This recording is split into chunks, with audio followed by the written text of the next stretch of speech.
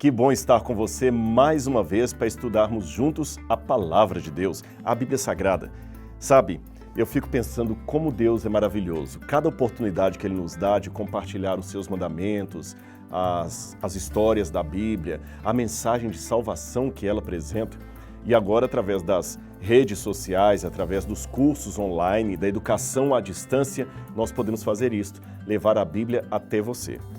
O sentimento que eu tenho aqui, eu não posso escondê-lo, é como se eu estivesse sentado com você, aí na sala de sua casa, e juntos falamos sobre as verdades divinas, sobre aquilo que Deus gostaria que nós conhecêssemos. E como você sabe, toda aula, ainda que seja online, não podemos deixar de ter em mente o momento de reverência que a leitura desse livro implica. Por esse motivo, é claro que nós devemos começar sempre com uma palavra de oração. E como sempre fazemos, eu convido você a inclinar a sua fronte, fechar os seus olhos e falarmos juntos ao nosso Deus. Amado Pai Celestial, eu te louvo muito do fundo do meu coração, porque eu estou tendo a oportunidade de estudar a Bíblia com tantos irmãos e irmãs em todos os lugares, no Brasil e no exterior, através dessas aulas sobre os livros da Bíblia, aqui em especial o livro do Gênesis. Este livro, Senhor, conta a nossa origem, conta como a humanidade surgiu das mãos do Criador. Por favor, querido Deus, que a mensagem desse livro possa cair de maneira bem profunda no ponto mais sensível de nossa alma e que esta leitura, esse estudo, possa nos transformar a cada dia para sermos mais semelhantes a Ti. É em nome de Jesus que eu faço essa prece. Amém, Senhor. Muito bem, na aula passada, eu terminei com uma problemática a respeito de qual o gênero literário do Gênesis. Você se lembra? Só para lembrar, gênero literário é o tipo de literatura que nós estamos tratando. Tem literaturas, por exemplo, que são narrativas, tem a prosa, tem literatura histórica, tem literatura poética. E normalmente, quando você lê assim, numa primeira leitura, o Gênesis, de maneira muito rápida, parece que o Gênesis é apenas um poema dos tempos antigos, um poema retratando a história da criação. E a partir desse momento, se é apenas um poema, não podemos levar a sério as descrições, o detalhamento que a Bíblia traz. Então, será que o Gênesis realmente seria um poema? Qual é o estilo literário do Gênesis? Vamos colocar na tela aí um texto para você entender o que eu quero dizer. Reconhecido como o primeiro livro da lei de Moisés, o Gênesis, na verdade, traz poucos mandamentos divinos. Com exceção de poucas palavras escritas em estilo poético, apenas poucas, e extensas genealogias, a prosa é o estilo dominante em quase todos os capítulos. Os capítulos 1 a 11 contêm a história das origens da humanidade e do capítulo 12 a 50, as origens do povo hebreu, desde Abraão até Jacó e seus filhos. Além disso, nesses primeiros capítulos, são apresentados a primeira mensagem de Deus para toda a humanidade em todas as épocas. Sem os 11 primeiros capítulos do Gênesis, toda a Bíblia desapareceria ou se tornaria irrelevante. O que eu quero dizer com esse comentário? É que me entristece o coração, eu acho até um tanto antagônico, quando eu vejo teólogos cristãos dizendo que não podemos levar a sério Gênesis 1 a 11.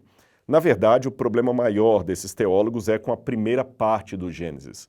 Eles acreditam que até pode ser que Abraão tenha existido, que Jacó tenha existido. Muitos teólogos mais liberais, digamos assim, eles até concordam com a possibilidade histórica dos patriarcas, mas de Gênesis 11 para trás, creem que não. Eles afirmam que o dilúvio foi apenas uma inundação local que aconteceu em algum canto ali da Mesopotâmia, que Adão e Eva eram apenas uma figura de linguagem. Eu me recordo, por exemplo, Teilhard de Chardin, um famoso teólogo católico e que também era cientista, e Teilhard de Chardin dizia que Adão, na verdade, era apenas uma forma poética e simbólica de retratar o Homo sapiens. Ou seja, Deus haveria de usar, de acordo com esses teólogos, a evolução das espécies para trazer tudo à existência. Deste modo, não houve fruto proibido, nem árvore do conhecimento do bem e do mal, nem Adão e Eva, nem promessa de redenção de Deus. Na verdade, o ser humano foi evoluindo a partir de formas primitivas passando por todos os estágios da evolução que você já leu em livros de biologia, até chegar ao Homo sapiens sapiens e, a partir daí, ao desenvolvimento da cultura humana, na pré-história, etc. E a Bíblia apenas passou de carona nisso aí. Não existe literalidade histórica no relato de Gênesis capítulo 1 até o capítulo 11. Esse é o grande problema. Agora, se eu parto por aí, eu já crio um dilema, porque raciocine comigo. Eu estou falando não para ateus, eu estou falando para teólogos que se dizem cristãos, que proclamam sua fé em Jesus e ensinam esse tipo de coisa na universidade. A dificuldade que muitos desses teólogos apresentam é o seguinte: parece fantástica demais essa história do início para ser considerada histórica. Mas se eu for olhar por aí, também parece fantástica demais a ideia de um Jesus que morreu e ressuscitou de verdade. Será que esses teólogos também estariam dispostos a abrir mão da ressurreição de Cristo? E aqueles que assim o fazem se esquecem de um pequeno detalhe. Se não houve Adão e Eva, também não houve o pecado de Adão e Eva, o pecado que originou todos os demais. Se não houve aquele pecado original, então a morte não foi uma intrusa na história da humanidade. A morte simplesmente fazia parte da estrutura natural. Os seres humanos já evoluíram e nasceram para morrer.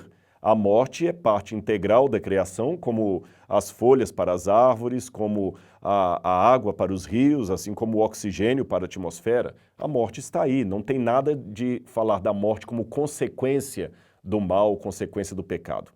Então, se não houve o pecado de Adão e Eva, a morte é apenas uma coisa natural, então não há do que sermos redimidos. Qual o sentido da cruz? Qual o sentido da morte de Jesus na cruz do Calvário pelos pecadores? Se, em última instância, não existe aquele pecado que trouxe consigo a morte. E o que eu faço com personagens inspirados por Deus do Novo Testamento que falam do Gênesis capítulo 1 a 11 como sendo uma literalidade? Então, esses teólogos, repito, eu estou falando dos teólogos cristãos, não estou falando necessariamente de ateus, porque o ateu também não acredita nem na morte expiatória de Jesus, nem nada.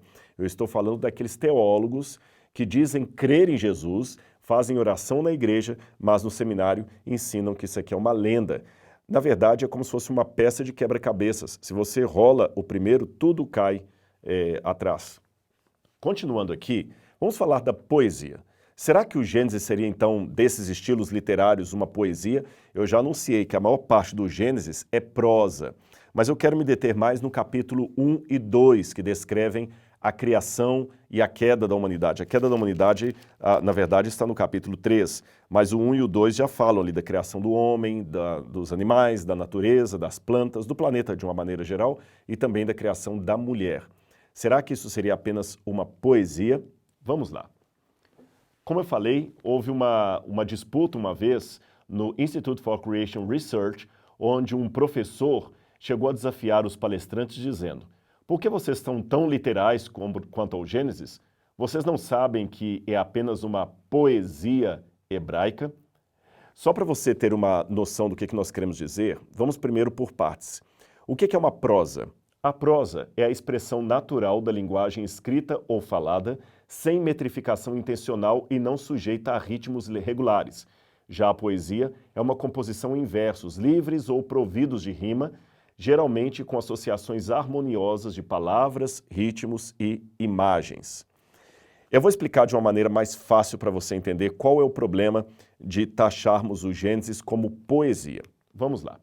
Aqui eu tenho um exemplo no quadro que você está acompanhando aí na sua casa. De um lado, eu tenho uma descrição poética do Brasil e do outro lado, eu tenho uma descrição histórica a respeito do Brasil. A descrição poética, eu tomei de propósito um trecho do hino nacional brasileiro. Veja como o hino nacional brasileiro retrata a realidade brasileira. Brasil, um sonho intenso, um raio vívido, de amor e de esperança a terra desce. Se em teu formoso céu, risonho e límpido, a imagem do cruzeiro resplandece. Esta é a descrição que o hino nacional brasileiro faz do nosso céu atmosférico, citando inclusive o Cruzeiro do Sul, uma constelação que aqui está. Mas essa é uma descrição poética. O céu risonho e límpido, céu não sorri, céu não tem boca com dentes para que possa sorrir. O Brasil, um sonho intenso, um raio vívido. O Brasil é um pedaço de terra que recebeu o nome de Brasil, terra não sonha. Que raio vívido é esse? Um raio que tem vida em si mesmo? Agora vamos a uma descrição histórica dos mesmos elementos citados no hino nacional brasileiro. Uma descrição histórica mais literal seria assim: Brasil, o maior país da América do Sul, cuja extensão territorial pode chegar a 8,5 milhões de quilômetros quadrados, sendo formado pela união de 26 estados federativos e pelo Distrito Federal. Essa é a ideia de Brasil. O Brasil não é um sonho intenso, é apenas um pedaço de chão que deram o nome de Brasil. Vamos agora ver qual é a descrição astronômica de céu. Céu é o espaço onde se localizam e se movem os astros. Parte desse espaço visível pelo homem é limitada pelo horizonte, firmamento ou abóbada celestial. E o Cruzeiro do Sul, que lá é mencionado, né? O teu céu risonho, céu não sorri, o Cruzeiro do Sul, ou Crux, também conhecido como Cruzeiro do Sul, é apenas uma constelação localizada no céu meridional em uma porção brilhante da Via Láctea. Até a forma Cruzeiro do Sul é uma forma apenas emblemática, não tem uma cruz de verdade ali. Aquelas estrelas estão muito distantes. Você percebeu nesses dois exemplos textuais que eu dei a diferença de uma descrição poética e uma descrição real, científica, uma descrição histórica do mesmo evento? No primeiro momento, na poesia, o céu sorri, céu risonho e límpido. No segundo, não. O céu é apenas um pedaço que nós vemos da Via Láctea e assim por diante. No primeiro momento, na poesia, o Brasil tem um sonho, é algo, um ser capaz até de sonhar. No segundo momento, não. Brasil é apenas o nome que se dá a uma extensão territorial federativa com 26 estados e um Distrito Federal e ponto final. Então, o Gênesis estaria para poesia ou para descrição histórica, para prosa? Este é o problema. Agora, para responder a isso aqui, nós vamos, em primeiro lugar, descobrir o que é a poesia hebraica. E preste atenção, a poesia hebraica, diferente da poesia que nós temos aqui no Brasil, ela não é uma poesia que versa apenas pelo romantismo. É fato que na poesia hebraica pode ter a hipérbole, você pode ter a onomatopeia, onde você simboliza os sons de elementos inanimados, você pode ter a prosopopeia. O que é prosopopeia? É quando você atribui consciência e fala a seres inanimados. Exemplo de prosopopeia, acabei de falar aqui, o céu risonho e límpido. O céu não sorri, isso é uma prosopopeia. Outro exemplo de prosopopeia que eu posso dar é quando a Bíblia diz, quando as estrelas da alva juntas cantavam, estrelas não cantam, né? Os dias sorriem para você, dia não sorri. Então isso é prosopopeia, quando você atribui elementos de um ser vivo e consciente para seres muitas vezes inanimados ou que não têm aquela consciência, percebe? Isso é uma prosopopeia. Você tem prosopopeia em alguns poemas hebraicos, você tem a hipérbole, o exagero. Por exemplo, ainda que uma mãe se esqueça do seu filho no ventre materno, eu jamais me esquecerei de ti, ó Israel. Isso é uma hipérbole, um exagero. Sim, a poesia hebraica, ela tem esses elementos. Contudo, diferente da poesia ocidental, a poesia hebraica, ela não é marcada pela rima, em primeiro lugar. Sim, há casos raros de rima, eu vou mostrar um deles para você aqui, muito raros, onde a poesia hebraica tem uma rima, mas como eu disse, não é isso que marca a poesia hebraica, não é a rima. A rima marca a nossa poesia. Batatinha, quando nasce, esparrama pelo chão. Mamãezinha, quando dorme, põe a mão no coração. Eles não pensavam muito nessas rimas em hebraico, embora, a rigor, raros casos de rima existem. Segunda diferença, a poesia em hebraico, ela era em forma de paralelismos de ideias. É como se eu falasse assim, a menina era bonita e inteligente. Uma garota bela e esperta. Você percebeu que eu falei a mesma coisa com palavras diferentes? Uma menina bonita e inteligente, garota bela e esperta. Menina, garota, bela, bonita, inteligente e esperta. Eu falei a mesma coisa com palavras diferentes. E por que eles faziam assim no hebraico? Aí que vem o tiro na mosca. Era para facilitar a memorização. Porque diferente de nós que vivemos hoje, eles não tinham acesso a livros, a áudios. Eles tinham que decorar as histórias e os temas. Então, quando você apresentava aquilo em forma de paralelismo de ideias, facilitava a memorização das pessoas que não tinham condição de ler como nós. Então, ao contrário do que você possa imaginar, a poesia não era apenas uma forma romântica de tecer um comentário a respeito de algo ou de alguém. A poesia em hebraico era uma forma de acentuar a importância do texto que deveria ser decorada. Se eu estivesse, por exemplo, nos tempos da Bíblia, dando essa aula para você aqui, falando em prosa, você até estaria ouvindo a prosa. Já descrevi a prosa, o que é, já conceituei.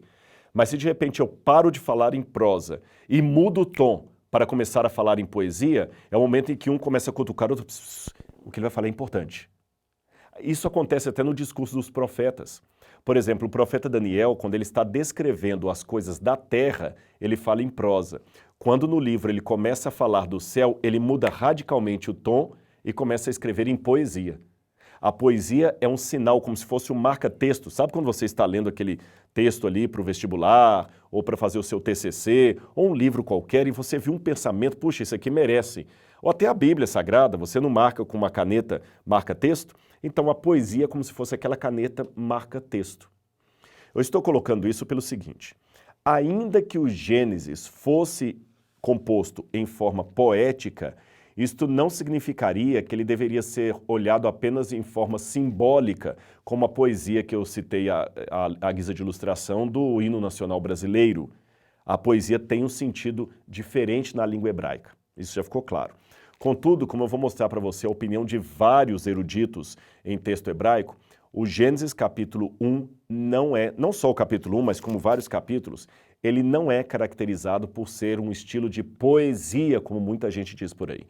Tem, a bem da verdade, elementos de poesia aqui no capítulo 1, mas é uma ou outra ali. Mas o conteúdo geral da obra é em prosa, narrativa de prosa, narrativa histórica, tá bom? Mas já que eu estou falando de poesia, eu acho que vai fazer parte da cultura bíblica que você tem conhecer um pouco da poesia hebraica, porque eu imagino que, eu dando esses exemplos aqui, você deve estar do outro lado pensando assim, puxa, que legal, eu não sabia disso da poesia hebraica. Quais são os exemplos? Como é que eu posso identificar a poesia hebraica na Bíblia, lendo assim? É possível? É. Eu vou dar para você alguns exemplos de poesia na Bíblia. Aliás, 1/3 do Antigo Testamento é escrito em forma de poesia, tá bom? Vou dar para você apenas um exemplo raro de uma poesia hebraica feita com rima. Lembra o que eu falei no início. A rima não é o que marca, nem a métrica, a poesia bíblica. Eles não estão preocupados com a rima, tá certo? Eles estão preocupados com o paralelismo de ideias. Porém, raras vezes, aqui ou acolá, você pode até achar uma poesia que de propósito coloca uma rima. Por exemplo, no livro de Jonas, quando ele é lido no hebraico, um hebraico bem lido, não um hebraico que eu posso ler para vocês aqui, um hebraico sem sotaque, um hebraico lido por um rabino de Israel mesmo, quando você vai na parte do livro de Jonas, que mostra as ondas do mar e o barco batendo, é lindo ouvir isso no hebraico. Uma hora você pode fazer assim, procure no YouTube ou no Google uma leitura da Bíblia em hebraico, mas não um hebraico falado por alguém que não seja israelense ou rabino. Procure um rabino mesmo, de Israel, tá certo? Alguém que tem o hebraico com fluência. E coloque para ler o livro de Jonas. Aí começa lá. Vayeri devar Adonai Elioná ben Amitai lemor. Assim, e veio a palavra do Senhor a Jonas, filho de Amitai, dizendo... Aí você vai ouvindo, quando chega na parte que Jonas está no meio das águas, as palavras do livro de Jonas tem muito uma letra em hebraico que se chama shin. Essa letra ela tem esse chiado típico do sotaque carioca, sabe? Esquerda. Então esse shin parece muito com o S do carioca. E ele enche de palavras repletas de shin, que quando a pessoa vai lendo faz um barulho de um chiado de ondas. É muito lindo isso. Um outro exemplo de rima rara que eu posso mostrar para vocês está aí na sua tela. É justamente o que está em Isaías 33, 22. No texto em português está assim: porque o Senhor é o nosso juiz, o Senhor é o nosso legislador, o Senhor é o nosso rei, ele nos salvará. Em hebraico, isso está de uma forma rimada. Eu não vou pronunciar o nome de Deus por questão de reverência, Geralmente os judeus, quando aparece o tetragrama sagrado, que são as 4 letras que formam o nome de Deus em hebraico, eles substituem a leitura do nome por outro nome. Eles falam Hashem, que significa o nome, ou Adonai, que significa Senhor. Então, seguindo essa obediência dos judeus com a reverência em relação à pronúncia do nome de Deus, eu vou trocar o nome hebraico por Hashem, que significa o nome, tá bom? Em hebraico ficaria assim: Shofetenu Hashem, Mehokekenu Hashem, Malekenu Hashem. Você percebeu a rima? Shofetenu, Molehokekenu e Malekenu. Sempre tem uma rima ali. Então existe uma vez ou outra um caso de rima na poesia hebraica. Mas repetindo, para ficar bem decorado para você, o que marca a poesia hebraica, como eu falei, é o paralelismo de ideias. E há vários tipos de paralelismo. Olha aí na tela e você vai ver algum deles. Olha o Salmo 3, verso 1, como está na forma de paralelo. Senhor, como têm se multiplicado os meus adversários? São muitos os que se levantam contra mim. Você percebeu o paralelismo de ideias? Igual eu falei aquela hora, a menina era bonita e esperta, uma garota bela e inteligente. Você viu a mesma ideia. Os adversários, os que têm levantado contra mim. Vamos ver outro exemplo. O Salmo 49, verso 1. Ouvi isto, todos os povos, inclinai os ouvidos, todos os moradores do mundo. Percebeu? Ouvi e inclinai os ouvidos, todos os povos, todos os moradores do mundo. Era uma maneira de aprender de cor o texto, de decorar, de facilitar a memorização. Outro exemplo para você. Amós 5:24. Corra, porém, o juízo como as águas, e a justiça como o ribeiro impetuoso. Ribeiro, você sabe, é um riacho. Ribeiro impetuoso. Corra como as águas. O juiz, a justiça. Eu acho tão interessante como é que Deus, se você olhar bem na Bíblia, Deus é um professor. Entre outras coisas, é claro, a Bíblia chama Deus de pastor, a Bíblia chama Deus de pai, a Bíblia chama Deus de criador, a Bíblia chama Deus de El Shaddai, que traduzem como o Senhor Todo-Poderoso, o Senhor das montanhas. Mas é interessante que Deus também mereceria o título de Deus, o professor. Moré, em hebraico. Moré, o professor, ou didáscalos em grego. Porque Deus é um professor. E ele inspira os profetas, embora eu não acredite numa inspiração verbal da Bíblia. O que significa isso? Eu não creio que Deus foi ditando para Moisés palavra por palavra. Deus inspirou o pensamento na cabeça do profeta. Mas as palavras, o profeta escolheu aquelas que ele conhecia. Paulo, por exemplo, escrevia com muito mais erudição do que Pedro, que era um pescador e que talvez fosse até semi-analfabeto. A gente compara, por exemplo, o livro de Amós, é um livro com um hebraico muito mais simples do que o livro de Eclesiastes, que é um hebraico muito mais profundo, escrito por um erudito como Salomão. Então você vê a diferença até no estilo da escrita, mostrando que Deus respeitou até a individualidade do profeta, mas não sem enfatizar a importância, a didática, a clareza daquilo que ele queria apresentar. Aliás, se eu puder até dar um exemplo disso, Jesus, grande parte do seu ministério, foi um professor. E Jesus ensinava verdades profundas do reino a partir de historinhas quase infantis. Um homem tinha 100 ovelhas, uma se perdeu, ele largou as 99 no deserto, foi atrás daquela que se perdeu, a encontrou e ficou feliz. Uma historinha até infantil, mas de significados tão profundos. E no Antigo Testamento, Deus, sabendo que a maior parte das pessoas não tinham acesso à literatura como nós temos hoje, seja através de um livro físico ou através de aplicativos que nós temos, Deus mandou com que os profetas colocassem a sua mensagem de uma forma poética para facilitar a memorização. E agora você está aprendendo a identificar a poesia bíblica. Mas quer outros exemplos? Tem outros muito interessantes. Vamos a mais um aqui. Nós temos o chamado paralelismo antitético. O que é o paralelismo antitético? Ele é diferente daquele paralelismo simples ou sinônimo que eu mostrei antes. Você viu que no paralelismo anterior as palavras se repetem, não é isso? Todas as nações, todos os povos da terra, os meus inimigos, os que se levantam contra mim, é sempre a mesma palavra, bela, bonita, inteligente, esperta. Essas palavras sinônimas ou conceitos sinônimos são colocados em paralelo. Já no paralelismo antitético, você tem coisas opostas que são colocadas em paralelo. Seria como se fosse luz, trevas, frio, quente, céu, terra e assim por diante. Vamos ver alguns exemplos? Veja aí na tela. Salmo 1, verso 6. Porque o Senhor conhece o caminho dos justos, porém o caminho dos ímpios perecerá. Viu? O caminho dos justos em contraste com o caminho dos ímpios. O Salmo 90, que eu já mencionei em aulas anteriores, provavelmente é de autoria de Moisés. Olha o que diz o Salmo 90, verso 6. Germina e brota pela manhã, mas à tarde murcha e seca. Olha, manhã, tarde, brota e germina, murcha e seca. Você viu? É um paralelismo de ideias contraditórias, ideias assim, antitéticas mesmo, como eu falei.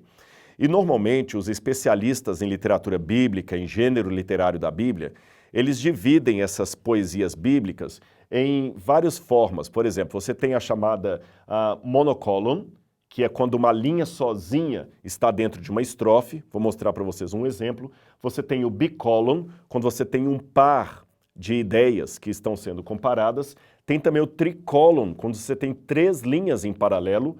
Tem o tetracolon, quando é um grupo de 4 linhas, e o pentacolon, um grupo de 5 linhas. E você tem a estrofe também, que é uma unidade do verso de uma ou mais linhas. Aliás, essa palavra column, ou no plural cola, significa linha. Por isso que fala bicolon, 2 linhas, tá certo? Tricolon, 3 linhas. Tetracolon, 4 linhas e assim por diante. Então vamos ver alguns exemplos aqui. De bicolon. Veja o Salmo 86, verso 8. Entre os deuses não há semelhante a ti, Senhor, nem há obras como as tuas. Percebeu? Entre os deuses não há semelhante a ti, nem obras como as tuas. Vamos ver mais um. Salmo 1, verso 1. Aqui é um tricolon. Preste atenção. Bem-aventurado o homem que não anda segundo o conselho dos ímpios. Segundo, nem se detém no caminho dos pecadores. Terceiro, nem se assenta na roda dos escarnecedores.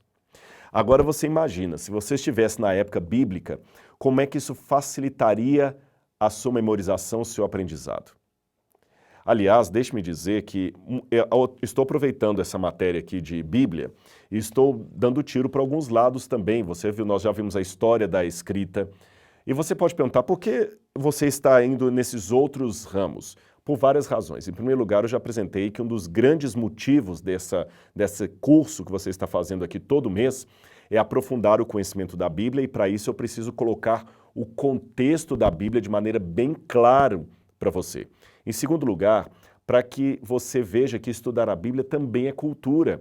Eu estou aqui apenas usando um mecanismo metodológico que é típico das universidades hoje, que é a transdisciplinaridade, ou o diálogo entre disciplinas de diferentes âmbitos. Ou seja, se você é um aluno da faculdade de Direito ou de Letras, você pode encontrar aqui elementos até para um estudo acadêmico. Olha o pessoal de Letras, quanta coisa que ele pode tirar da Bíblia Sagrada para fazer um TCC sobre a origem da escrita e como ela começa na Bíblia Sagrada. A Bíblia como peça de literatura, a Bíblia, em outras palavras, também é cultura.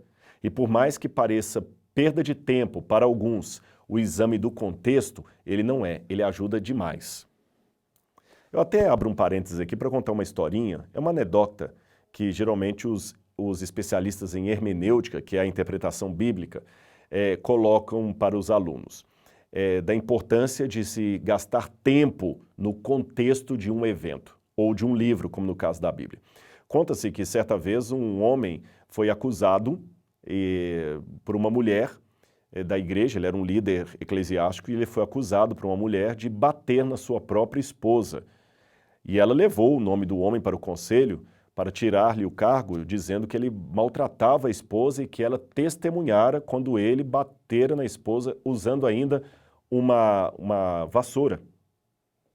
Quando o homem foi chamado diante do conselho, ele não podia acreditar naquilo, ele era um homem manso, ele nunca bateu na sua esposa, e a própria esposa testemunhava que ele nunca encostou a mão nela, mas de onde aquela senhora tirou a informação tão taxativa que ela testemunhara o momento de violência daquele líder da igreja contra a sua mulher?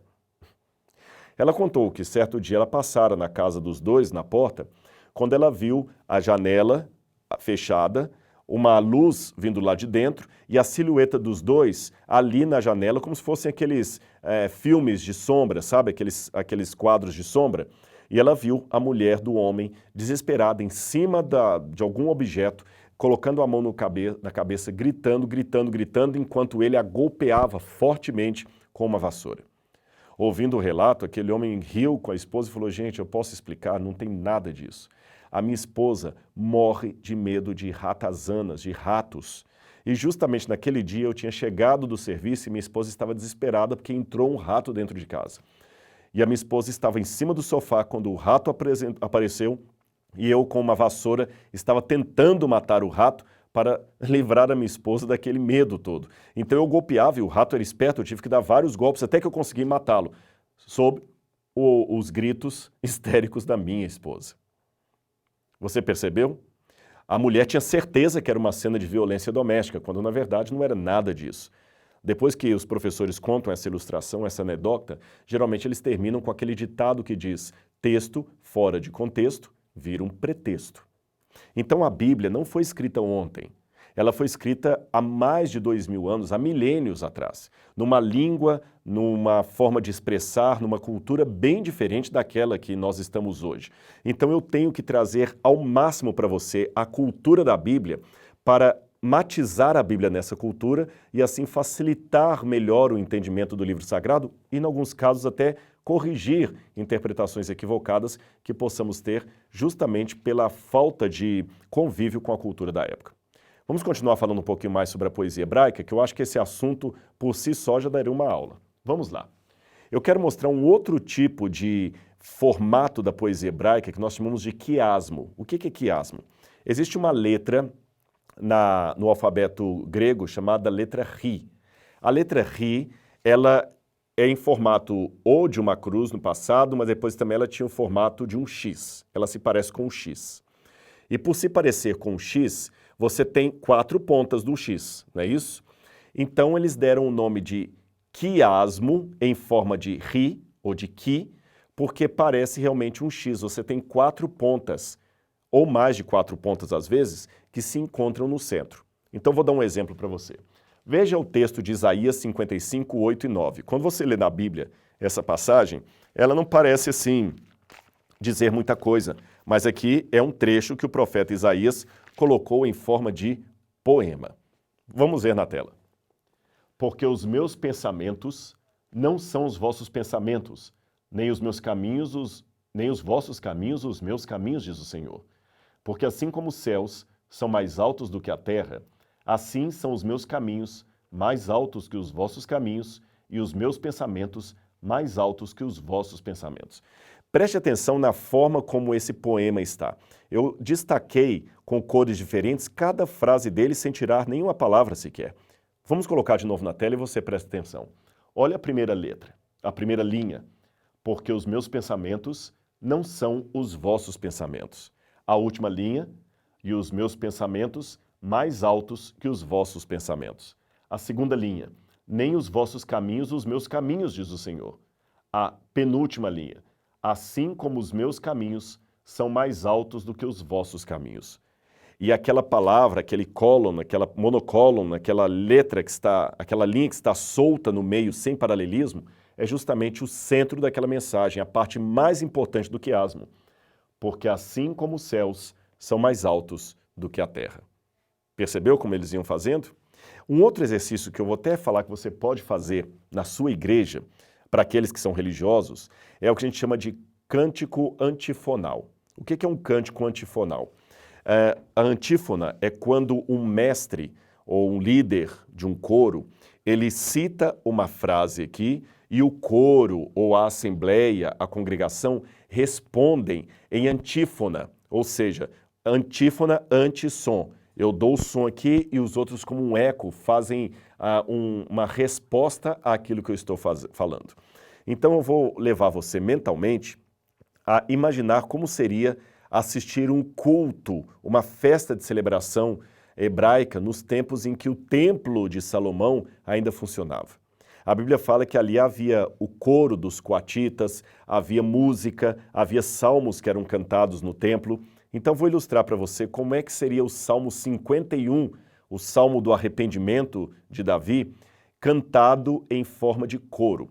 É claro que a melodia se perdeu ao longo do tempo. Nós temos apenas a letra daquela música, mas que está na forma de paralelismo.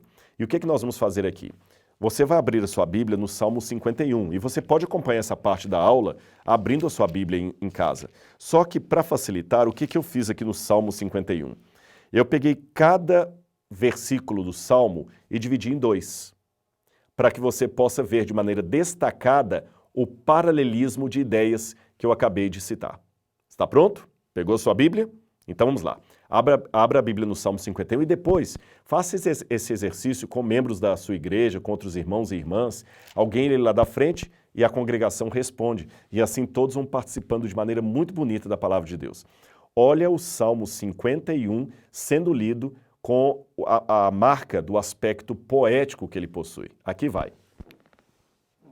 Compadece-te de mim, Senhor, segundo a tua benignidade. Apaga as minhas transgressões segundo a multidão das tuas misericórdias. Lava-me completamente da minha iniquidade. Purifica-me do meu pecado. Pois eu conheço as minhas transgressões. O meu pecado está sempre diante de mim. Contra ti somente pequei. Fiz o que é mal diante dos teus olhos. De sorte que és justificado em falares e inculpável em julgares. Eis que eu nasci em iniquidade, e em pecado me concedeu a minha mãe. Eis que desejas que a verdade esteja no íntimo. Faze-me, pois, conhecer a soberania no secreto da minha alma. Purifica-me com isopo e ficarei limpo. Lava-me e ficarei mais alvo do que a neve. Faze-me ouvir júbilo e alegria. Dancem os ossos que foram esmagados. Esconde o teu rosto dos meus pecados. Apaga todas as minhas transgressões. Cria em mim, ó Deus, um coração puro. Renova em mim um espírito inabalável. Não me lances fora de tua presença. Não retires de mim o teu Espírito Santo. Restituí-me a alegria da tua salvação. Sustém-me com um espírito reto. Então ensinarei aos transgressores os teus caminhos. Pecadores se converterão a ti. Livra-me dos crimes de sangue, ó Deus, Deus da minha salvação, e a minha língua cantará alegremente a tua justiça. Abre, Senhor, os meus lábios, e a minha boca proclamará o teu louvor. Pois tu não te comprases em sacrifícios. Se eu te oferecesse holocaustos, tu não te deleitarias. O sacrifício aceitável a Deus é o espírito quebrantado. Ao coração quebrantado e ao contrito, não desprezarás, ó Deus. Faze o bem a Sião segundo a tua bondade. Edifica os muros de Jerusalém. Então te agradarás de sacrifícios de justiça e das ofertas queimadas. Então serão oferecidos novilhos sobre o teu altar. Não ficou bonito o salmo? Seja sincero. Você lendo na Bíblia, talvez você nunca tenha percebido esse paralelismo de ideias, mas agora você já sabe. Você já tem uma ideia do que é a poesia hebraica e como você pode identificá-la na Bíblia Sagrada. E eu repito, nessa aula eu estou procurando apresentar para vocês coisas técnicas que geralmente quem aprendem são alunos ou seminaristas que estudam teologia. Mas você vê que você pode também ter o conhecimento teológico, que como eu falei lá naquela primeira aula, é muito bom para ficar preso em quatro paredes de um seminário. Agora você já sabe o que é a poesia, você já sabe qual é a função dela, o formato da poesia hebraica e está pronto até para reconhecer um pouco da poesia da Bíblia Sagrada. Agora o nosso tempo já está chegando ao fim, então nós vamos fazer o seguinte. Eu comecei essa aula porque eu dei uma digressão para explicar o que é a poesia hebraica, mas eu comecei com a pergunta, será que Gênesis ali seria um relato poético? Mesmo que fosse, eu já falei com vocês que a poesia não significa algo apenas simbólico, na mentalidade hebraica, é claro, ou apenas figurativo. Não, que ali também tem elementos de verdade. Mas eu não respondi de maneira técnica se Gênesis é uma poesia ou é uma prosa, porque se for uma prosa, uma narrativa histórica, cai por terra o argumento de alguns teólogos de que o Gênesis é apenas uma poesia e que o próprio Deus não tem interesse que levássemos a sério a historicidade daquilo ali. E então, como é que eu classifico o gênero do Gênesis? Prosa ou poesia? Esse será o assunto da nossa aula semana que vem. E não esqueça de avaliar esse curso, essas aulas. Se você está gostando, aí marque as estrelinhas, deixe o seu comentário, sugestões e vou pedir um favor para você. Seja também o anunciador desse conteúdo. Se alguém acabar assinando essa plataforma, quando estivermos já na quarta, quinta, sexta aula, não tem problema, porque todas as demais aulas ficaram gravadas, então você pode assistir quando quiser. E você também, que é assinante, você pode recapitular a aula. Se você, por exemplo, gostou disso aqui e gostaria de compartilhar com a sua namorada, por exemplo, olha, é um bom momento. Pega o celular, coloca lá ou coloca o display ali na tela para espelhar, né, a tela do celular, senta todo mundo na sala e põe todo mundo para ouvir essa aula sobre a Bíblia Sagrada. Hoje, especificamente, sobre o estilo literário da poesia hebraica, tá bem? E não se esqueça, quarta-feira que vem, às 20 horas, tem conteúdo novo para você aqui, tá certo? Eu espero você. Um abraço e até lá!